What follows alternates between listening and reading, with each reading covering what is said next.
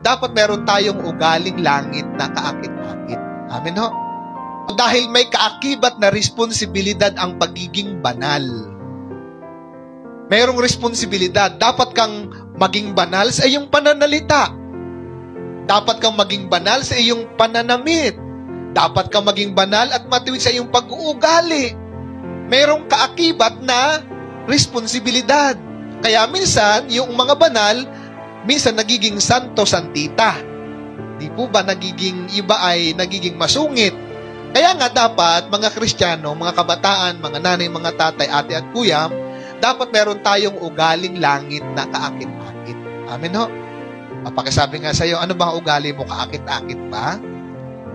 Yan.